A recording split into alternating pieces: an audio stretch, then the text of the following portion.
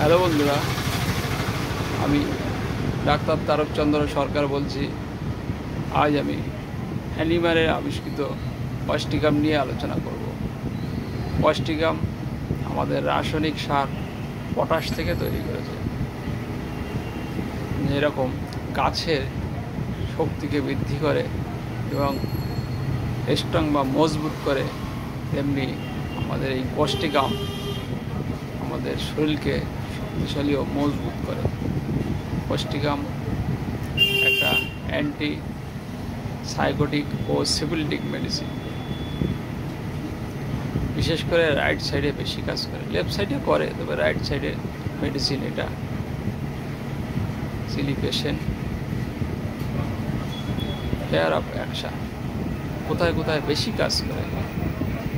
আঁচিলের ক্ষেত্রে, বাতের ক্ষেত্রে, প্যারালাইসিসের ক্ষেত্রে, ভয়েস লসের ক্ষেত্রে, ইউরিনারি ডিস্টার্বের ক্ষেত্রে, স্টুলের বা রেকটামের সমস্যার ক্ষেত্রে, মাসিকের ক্ষেত্রে বা গাঁটে গাঁটে ব্যথার ক্ষেত্রে, প্যারালাইসিসের ক্ষেত্রে এগুলো খুব ভালো কাজ করে। বিশেষ করে যদি আমাদের ভয়েসটা লস হয়ে যায় বা আওয়াজ ঠিক মতন বেরো না, প্যারালাইসিস মতন হয়ে যায়, সন্ধ্যার দিকে এটা বাড়ে। আর সকালের দিকে কার্বোভেজ কাজ করে। প্যারালাইসিস, বিশেষ করে ডাইন সাইডের প্যারালাইসিস, জিভের প্যারালাইসিস হয়ে যায়, চোখের আইলিডের প্যারালাইসিস হয়, ফেসিয়াল প্যারালাইসিস, এক সাইড বেঁকে যায়, চোখ দাঁড়িয়ে যায়, বা হাতের প্যারালাইসিস হয়ে যায়, বা সিবিএ সেরিব্রাল ভাস্কুলার অ্যাক্সিডেন্ট হলে সেক্ষেত্রে পস্টিকাম ভালো কাজ করে। যদি প্রস্রাবের সমস্যা দেখা যায়, প্রস্রাব ধরে রাখতে পারে না, পড়ে যায়, বা হাঁচি কাশি হলে প্রস্রাবটা পড়ে যায়, ন্যাটটামিউ পালজেটের মতো, পায়খানা ধরে রাখতে পারে না, পায়খানাও পড়ে যায়, সেক্ষেত্রে ভালো কাজ করে। বাতের ক্ষেত্রে ডাইন সাইডে বেশি কাজ করে। রিউমেটিক হোক, গাউট হোক, প্যারালাইসিস হোক, মাসিক, এদের মাসিকটা লেটে হয়, পালজেটেলার মতো মেয়েদের 13, 14, 15, সাধারণত 11-12 বছর বয়সেই আসে, এদের লেটে মাসিকটা লেটে হয়। বিশেষ করে এদের মাসিকটা দিনের বেলা হয়, সকালবেলা ঘুম থেকে উঠলেই দেখা যায়, রাত্রে অতটা থাকে না, পরিমাণে বেশি হয়। ডিসমেনোরিয়া মাঝে মধ্যে দেখা যায়, সব ক্ষেত্রে বেশি হয়। আর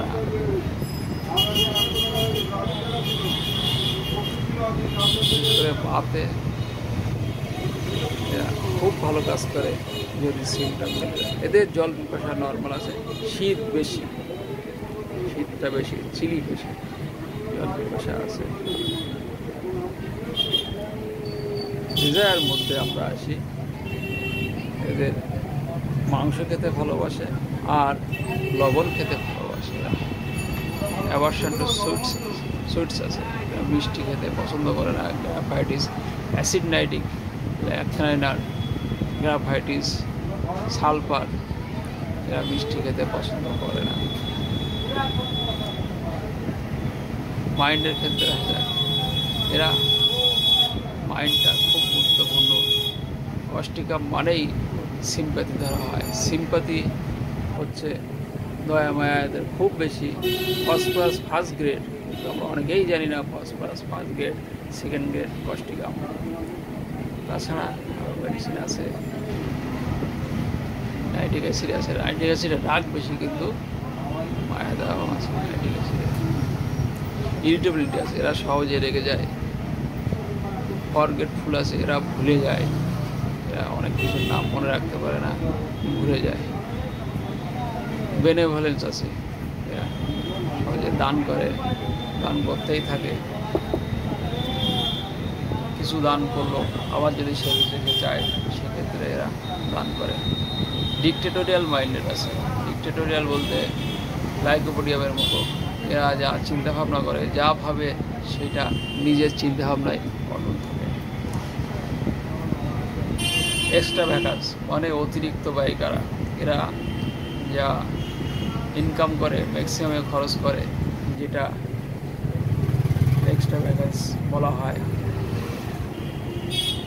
আর আছে গ্রিপ এলমেন্ট আফটার। গভীর দুঃখের পরের থেকে এই রোগগুলো হয়। বা মডিফিকেশান এলমেন্ট আফটার, যদি কোনো মনোকষ্টে হয়, মনোকষ্ট হয়, সেক্ষেত্রে কষ্টিকাম ভালো কাজ করে। বা ফ্রাইট এলমেন্ট আফটার, ভয় পেয়ে, ফ্রাইট এলমেন্ট আফটার, ভয় পেয়ে যে রোগগুলো হয়। উইপিং ডিসপোজিশন আছে। উইপিং ডিসপোজিশন বলে অন্যের দুঃখে কষ্টে, এমনকি কুকুর বিড়ালের কষ্ট এদের কান্না পায়। অ্যাংজাইটি আছে।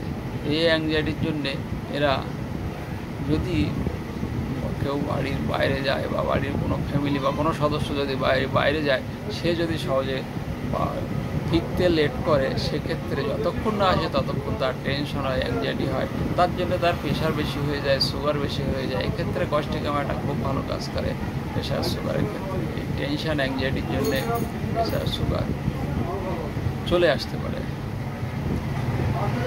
তাহলে কষ্টিকামকে আমরা সুন্দরভাবে চিনলাম। আর কষ্টিকামের